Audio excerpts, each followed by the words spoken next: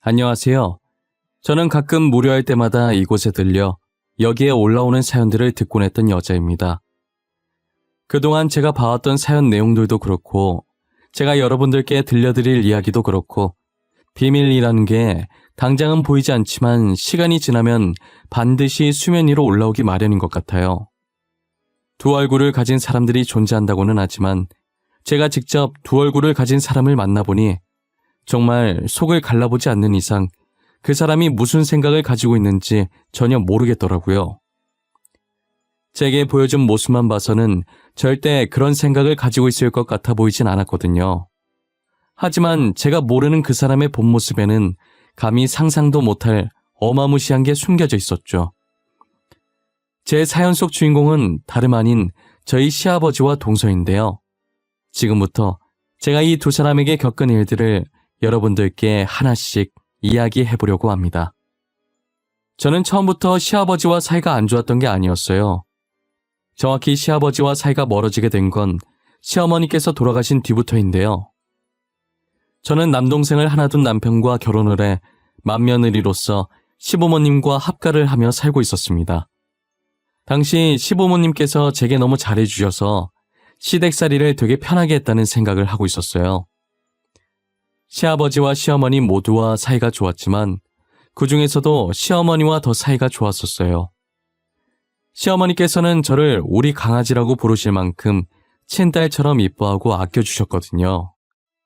정말 정 빼면 시체라고 해도 될 정도로 정도 많고 사랑도 넘치시는 분이셨죠. 하지만 그런 시어머니께서도 싫어하는 사람이 존재하긴 하더라고요. 제가 결혼하고 1년 뒤에 동서를 맞이하게 됐는데 시어머니께서는 동서를 무척이나 싫어하셨어요. 처음부터 싫어했던 건 아니고 동서가 시아버지를 대하는 태도를 보면서 싫어하게 되신 거예요. 동서는 시아버지 앞에서 오글거리는 말과 행동을 엄청 잘했거든요. 콧소리를 내며 시아버지를 부르고 시아버지 밥 위에 반찬을 올려주는 등 빤히 눈에 보이게 여우짓을 하는데 어느 누가 좋아하겠어요. 하지만 남한테 싫은 소리 못하시는 시어머니는 아무 말도 못하고 한숨만 쉬시는 게 다였어요. 저도 동서의 여우짓이 심하다고 생각을 했지만 이건 시작도 아니더라고요. 동서가 본격적으로 아양을 떨게 된 것은 시어머니께서 돌아가신 뒤였어요. 동서는 그동안 나름 시어머니 눈치를 보고 있었던 건지 시어머니께서 세상을 떠난 뒤로는 아예 대놓고 노골적인 여우짓을 해대더라고요. 동서가 저희 집에 놀러오면 자석이라도 붙였는지 시아버지 옆에 꼭 붙어서 떨어질 생각을 하지 않았어요. 저는 음식 준비를 하고 있고 동서와 시아버지는 거실 소파에 나란히 앉아 TV를 시청하는데 모르는 사람이 보면 서방님 와이프가 아니라 시아버지 와이프 같겠더라고요. 서방님도 시아버지와 잘 지내는 모습 좋다며 딱히 제재는 안 하는 눈치였어요. 저는 그 모습을 보고 있자니 참 가짠긴 했지만 그렇다고 동서가 저를 무시하거나 깔보진 않았기 때문에 시아버지께 잘 보이고 싶어서 저러나 보다 싶은 생각에 그냥 콧방귀만 살짝 끼고 말았어요. 솔직히 누구나 며느리로서 시부모님께 잘 보이고 싶고 이쁨 받고 싶은 건 당연한 일이잖아요. 저도 만약 애교가 많은 성격이었다면 동서처럼 시아버지께 행동하지 않았을까 싶기도 해요. 같은 며느리 입장에서 어느 정도 이해는 가기에 저도 딱히 별 생각 없이 넘어갔었어요.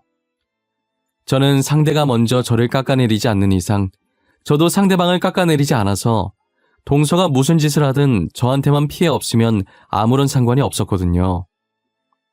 그러다 갑작스러운 사고로 서방님께서 치료도 제대로 못 받아본 채로 세상을 떠나게 되신 거예요. 동서는 서방님이 죽은 후로 눈에 초점도 없이 살아가고 있길래 한동안은 제가 많이 챙겨줬었어요. 이대로 두면 정말 동서가 잘못될 수도 있을 것 같다는 생각에 걱정이 되더라고요.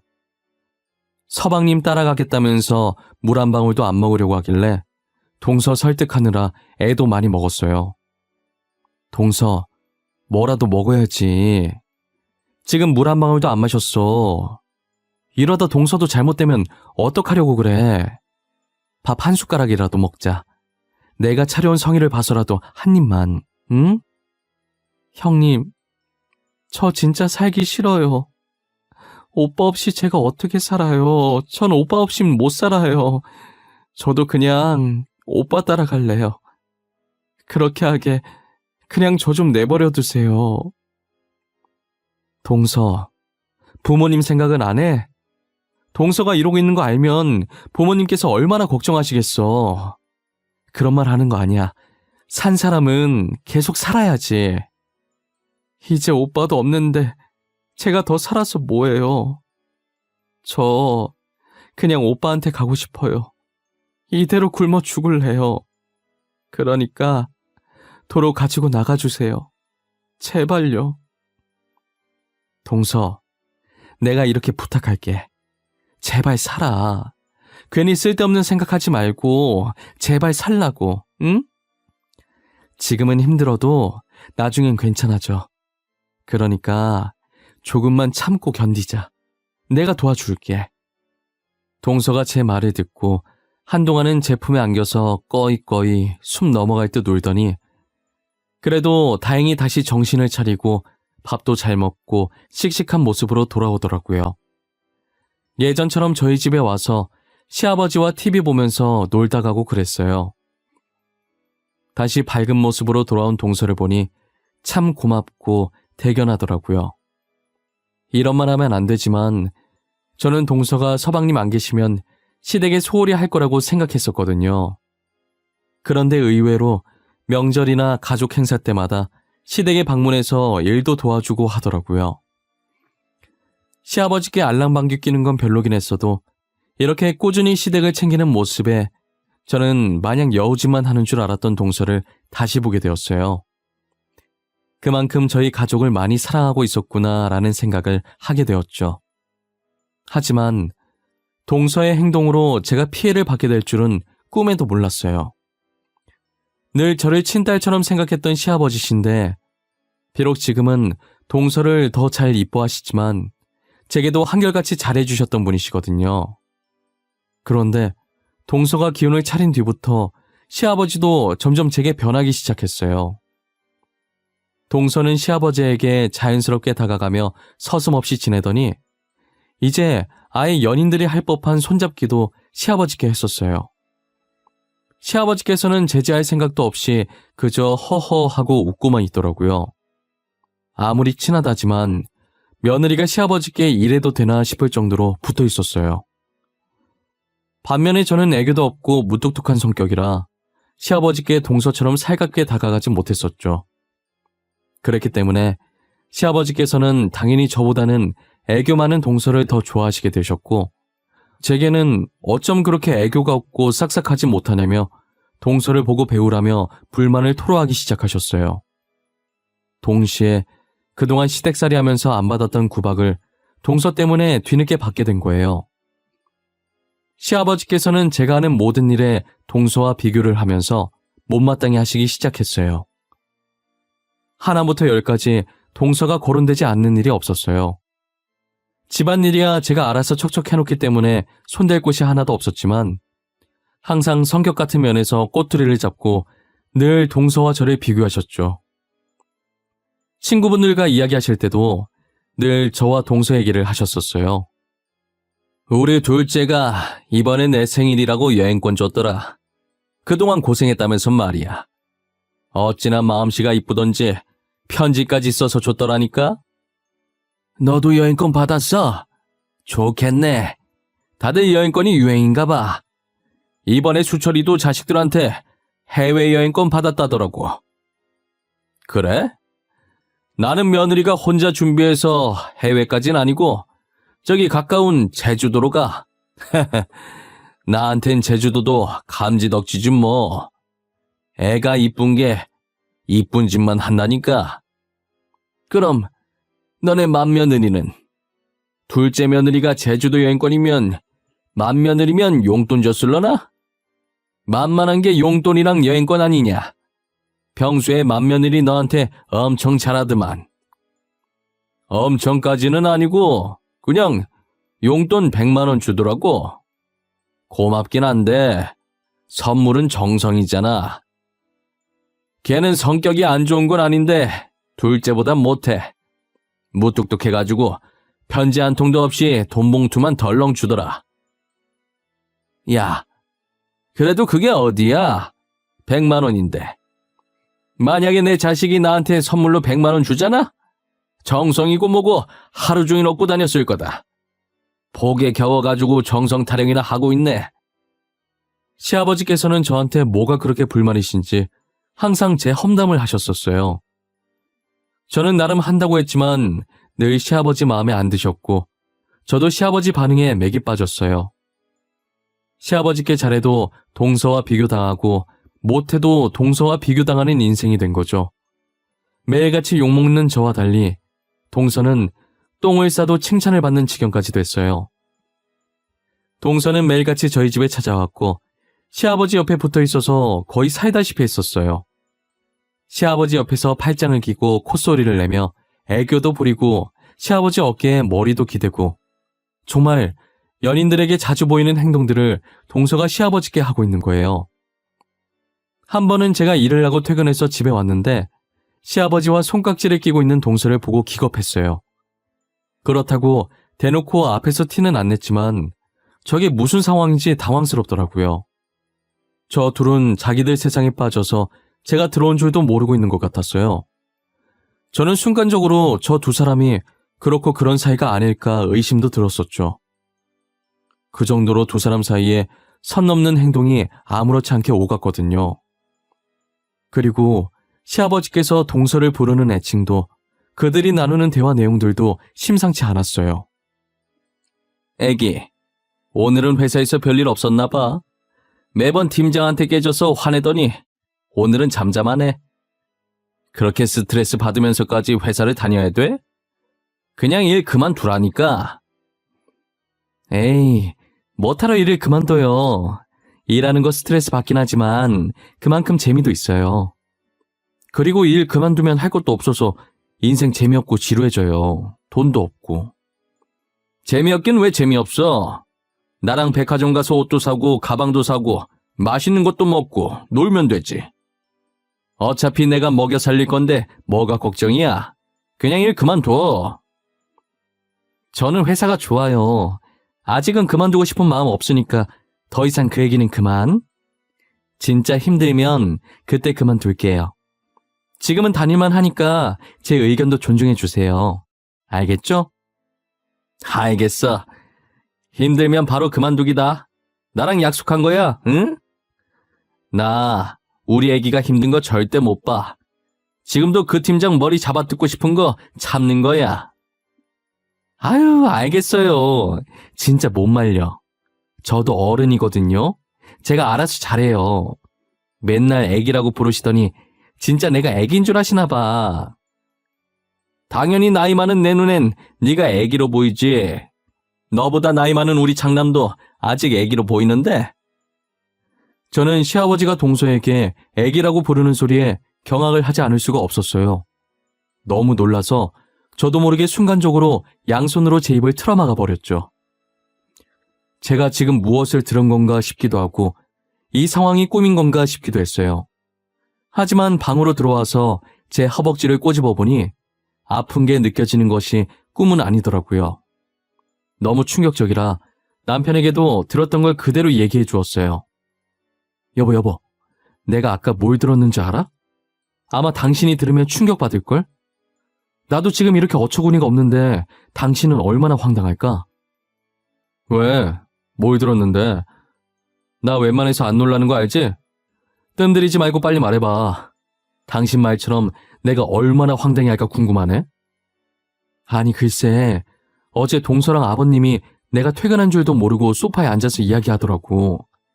근데 아버님이 동서한테 뭐라고 부르는지 알아? 애기라고 불러, 애기. 애기? 진짜야?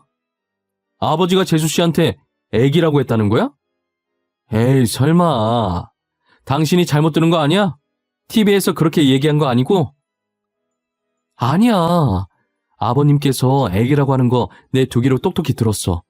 그리고 TV 켜져 있지도 않았어. 아버님, 동서한테 간이고 쓸개고 다 내어줄 기세시던데? 당신 말이 진짜라면 이거 진짜 충격인데? 둘이 뭐 있는 거야? 그렇지 않고서는 그런 애칭을 쓸 리가 없잖아. 그것까진 나도 모르겠는데, 근데 뭔가 있긴 있는 것 같아. 아버님이 동서 보고 회사 그만두라면서 먹여 살릴 수 있다 뭐 그런 얘기 하시더라니까. 남편은 제 말을 듣고도 도무지 믿기지가 않는다는 눈빛이었어요. 자기 아버지가 자기 재수 씨랑 그렇고 그런 사이 같다는데 누가 믿고 싶겠어요. 저도 제 시아버지와 동서가 그러고 있는 걸 목격하고 충격을 받았는데 남편은 저보다 더 충격이겠죠. 저는 그 둘이 사랑을 하고 있다는 것으로 확정지었고 아버지와 딸뻘인 것도 모자라 어떻게 시아버지와 며느리가 만날 수 있는지 정말 소름이 끼치고 시아버지와 같이 살고 싶지가 않았어요. 분가를 해야겠다는 마음 반과 그래도 혼자 계신 시아버지를 어떻게 두고 가냐는 마음 반이 충돌했죠. 그렇게 고민하고 있을 때 어김없이 동서가 저희 집으로 놀러왔고 제가 있으니 스킨십은 하지 않고 그냥 조용하게 시아버지 옆에 앉아있더라고요. 그러다가 전화 한 통을 받고 다급하게 집을 나가더니 어디론가 뛰어가는 거예요. 저렇게 나간 적이 한 번도 없었어서 급한 일이라도 생겼나 보다 싶었죠. 점심을 만들려고 냉장고 안에 재료를 찾는데 마땅히 쓸만한 재료가 없는 거예요. 그래서 나간 김에 일주일치 장을 봐야겠다는 생각에 지갑과 차키만 챙겨서 나갔어요. 원래 마트가 15분 거리에 있어서 보통은 차 없이 그냥 걸어서 가는데 이번엔 짐이 많을 것 같아서 차를 끌고 가기로 했죠. 차를 타려고 지하 주차장에 갔는데 어디선가 동서 목소리가 들리는 거예요. 저는 차를 타려던 걸 멈추고 소리가 나는 쪽으로 조심히 향했어요. 그러다 어떤 모르는 남자와 함께 있는 동서를 발견하게 됐죠. 그런데 동서가 그 남자에게 시아버지 얘기를 하면서 투정을 부리고 있더라고요. 저는 쎄한 느낌이 들기 시작해서 몰래 뒤에서 휴대폰 카메라를 들고 녹화를 하기 시작했어요. 자기야, 나 언제까지 이러고 있어야 돼? 다음 계획 아직 안 나왔어? 망할 놓친 내가 나를 지 애인으로 생각하고 있다니까? 나한테 애기 하는데 진짜 토 나올 것 같아. 조금만 참고 있어봐. 그 놓친 내 재산이 좀 많은 게 아니야. 아들 사망보험금도 두둑하더니 놓친 내까지 돈이 많네. 안 그렇게 생겨서 숨겨둔 돈이 꽤 많아. 그거 다 찾을 때까지만 기다려봐. 나 솔직히 너무 무서워. 내 남편 그렇게 만든 것도 솔직히 우리잖아. 지금은 단순 사고사로 넘어갔지만 나중에 들키기라도 하면 어떡해. 그 전에 빨리 떠야지. 조금만 기다려 보라니까 왜 이렇게 재촉해? 금방 끝나니까 조금만 더 참아, 어? 노인네가 알아차리기 전에 연기 잘하고, 알겠지? 언제까지 이 짓을 해야 하는데? 남편 죽으면 그만 끝난다고 했잖아. 지금 남편 죽은 지가 벌써 반년이야, 반년. 빨리 끝내자, 응? 놓친 내가 계속 나한테 온단 말이야. 저는 그 두 사람의 대화 내용에 너무 놀라 소리를 지를 뻔했지만 혹시나 들킬까봐 입을 틀어막았어요. 알고 보니 그 남자는 서방님이 죽기 전에도 동서와 내연 관계였고 서방님이 사고를 당하던 그날 그 남자와 동서가 짜고 쳐서 사고를 낸 것이었어요. 처음엔 서방님 사망보험금을 노리고 시작한 것이었는데 어쩌다 시아버지 재산도 알게 돼서 이제는 시아버지 재산까지 노리고 있더라고요. 저는 그 두 사람이 대화를 나누는 모습을 하나도 놓치지 않고 영상으로 다 담아놨어요. 그리고 두 사람이 헤어지려고 하길래 재빨리 제 차 안으로 몸을 피신시키고 동서가 집으로 다시 들어가는 것을 확인 후 마트로 향했어요. 마트에서 장을 보고 집으로 돌아올 때까지 참 많은 생각이 들었어요. 그렇게 시아버지께 알랑방귀 껴가면서 애교를 부리던 사람이 저렇게 시커먼 속내를 감추고 있었다는 게 너무 놀랍고 징그럽고 소름이 끼치더라고요. 음식을 만들면서도 영상을 지금 보여줘야 하나 말아야 하나 고민했는데 그동안 시아버지께서 저와 동서를 비교해가며 험담을 한 것이 생각나 괘씸했어요. 그러다 며칠 동안 고민하게 되었고 드디어 결전의 순간이 다가온 거예요. 결전의 날은 바로 동서의 생일날이었어요. 아니나 다를까 시아버지께서는 동서의 생일을 챙겨야 한다며 온 가족을 부르더라고요. 저는 처음부터 그 영상을 동서 생일이니까 가족들도 다운 시점에서 지금 풀어야겠다라는 생각을 하지 않았어요. 그때까지도 영상을 보여줄지 말지 엄청나게 고민을 하고 있었던 와중이었어요. 그런데 동서가 시아버지께 생일 선물로 돈을 받고 고맙다며 또 스킨십을 하는데 너무 불편하더라고요. 이제 동서의 목적이 무엇인지 아니까 제가 너무 불편해서 안 되겠더라고요. 그래서 가족들이 있을 때 그 영상을 보여주기로 마음을 먹게 됐어요. 그렇게 한창 동서의 생일 파티로 분위기가 무르익기 시작했고 저는 몰래 남편을 시켜 거실 TV에 제 휴대폰을 연결시켜 달라고 했어요. 남편도 아직 안 본 영상이라 왜 그러냐고 했지만 저는 이유 묻지 말고 시키는 대로만 해달라고 했죠. 가족들은 식탁에서 즐기다가 하나둘씩 거실로 자리를 이동하더라고요. 자연스럽게 거실에서 다시 술 파티가 벌어졌고 모든 사람들이 거실 한가운데 모이게 됐어요. 화장실에 갔던 사람까지 다 온 것을 확인하고 저는 영화가 보고 싶은 척 TV를 틀려고 했죠. 하지만 동서가 파티 중에 생뚱맞게 무슨 영화냐고 제 손에 들린 리모컨을 빼앗으려고 하는 거예요. 혹시라도 제 계획이 틀어지게 될까 다급하게 분위기 있는 노래라도 틀겠다고 했죠. 동서는 다급해 보이는 제 모습에 미심쩍은 듯 하더니 알겠다고 하더라고요. 저는 다시 리모컨을 들어서 TV를 켰고 빠르게 그 영상의 재생 버튼을 눌렀어요. 그리고 가족들 목소리에 묻힐까봐 볼륨을 높여서 모든 사람들이 다 들을 수 있게 만들었죠. 남편은 제가 TV를 켠 것을 보고 가족들을 조용히 시켰어요. 잠깐! 다들 조용히 해봐. 지금 TV 봐봐. 저 영상 뭐야? 잠깐만. 저 여자 재수씨 아니에요? 저거 동서 맞아. 동서 앞에 있는 남자는 서방님 죽기 전부터 만나오던 내연남이고 서방님 죽은 것도 다 동서랑 저 남자가 계획한 거야. 사망보험금 때문에. 재수씨, 그게 정말이에요? 제 동생 진짜 재수씨랑 저놈이 짜고 죽인 거예요? 그런 거냐고요? 당신 진짜 미쳤어?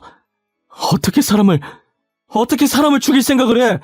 아무리 돈에 미쳐도 그렇지. 서방님도 그렇게 죽여놓고 이젠 아버님까지 노려? 왜? 한번 해보고 안 들키니까 더 욕심이 났나 봐? 이 일이 안 밝혀질 거라고 생각한 거야? 아니에요. 형님, 저 여자는 아니에요. 닮은 사람이겠죠. 저 진짜 아니에요. 제가 왜 남편을 죽여요? 저 진짜 아니에요. 믿어주세요. 아주머님, 저 진짜 아니에요. 당신 진짜 미친 사람이야. 사람 목숨이 장난이야? 내 동생도 모자라서 아버지까지 죽이라고 해? 너 가만 안 둘 거야. 너 죽는 날까지 두고두고 괴롭힐 거야. 내 동생 고통도 다 돌려받게 할 거야. 영상을 본 남편은 동서를 죽일 거라고 달려들었고 저는 혹시나 남편이 사고라도 칠까 말리기 바빴어요. 시아버지께서는 그 영상에 그리고 저희 대화에 충격을 받아서 한동안 말을 못하고 허공을 보셨어요. 동서가 아니라고 믿어달라면서 시아버지의 바지가랑이를 잡았고 시아버지는 그런 동서를 보는 순간 정신을 차리셨는지 동서의 머리채를 잡고 패대기 치시더라고요. 저는 너무 놀라서 소리를 질렀고 남편도 시아버지의 그런 모습을 처음 보고 놀래서 달려들다가 멈추고 시아버지를 멍하니 쳐다봤어요. 시아버지께서는 분이 풀리지 않으셨는지 동서의 몸을 세게 밀쳤어요. 동서를 밀치고서 주저앉아 울고 있는 동서를 보며 입을 떼셨죠. 아프니? 너는 겨우 이 정도밖에 안 했는데도 아파? 그래? 우리 아들은, 가여운 내 아들은 네 손으로 죽여놓고 지금 나한테 뺨 맞은 걸로 아파? 아버님, 죄송해요. 저도 남편을 죽일 줄은 몰랐어요. 저는 그냥 큰 돈을 손에 쥘 수 있다는 말만 믿고 하라는 대로 한 것뿐이에요. 너는 네 손으로 선을 자르면서 이 차 탔다가 사람이 죽을 수도 있겠다는 생각을 한 번도 안 해봤던 거야? 너 몰랐다면 거짓말이다. 부품 중 하나를 손상시켜놓고 어떻게 그런 생각을 안 해? 저 진짜 몰랐어요. 사람이 죽을 거라는 거 알았으면 절대 안 했을 거예요. 저는 그냥 시키는 대로 한 것뿐이란 말이에요. 저 진짜로 몰랐어요. 믿어주세요, 네? 내가 믿어주면 죽은 내 아들이 살아 돌아오니? 살아 돌아오냔 말이야! 당장 내 아들 살려내라고! 시아버지께서는 울부짖으며 동서의 멱살을 붙잡고 흔들다가 집에 있는 물건들을 동서 주위로 던졌고, 동서는 죄송하다는 말만 계속하다가 눈물을 닦으면서 집을 나가버렸어요. 저 영상 하나로 저희 집은 말 그대로 초토화가 되어버렸어요. 시아버지는 소리 지르며 울부짖고 남편도 조용히 눈물 훔치고 있었고, 저는 복잡한 심경으로 남편을 달래며 서 있었죠. 두 부자가 한참을 울었고, 그나마 제정신인 제가 어질러져 있는 집을 치우고 있었어요. 시아버지께서는 잠긴 목소리로 제게 말을 거시더라고요. 아가, 우리 강아지. 이렇게 강아지라고 불러보는 것도 참 오랜만이구나.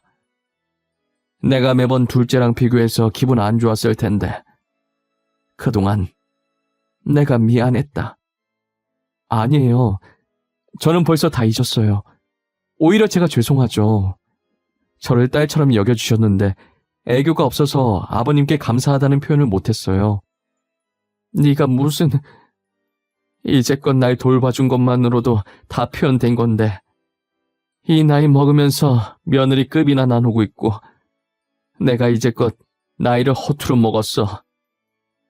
그런 말 하지 마세요. 저는 진짜 괜찮아요. 너무 마음 쓰지 마세요.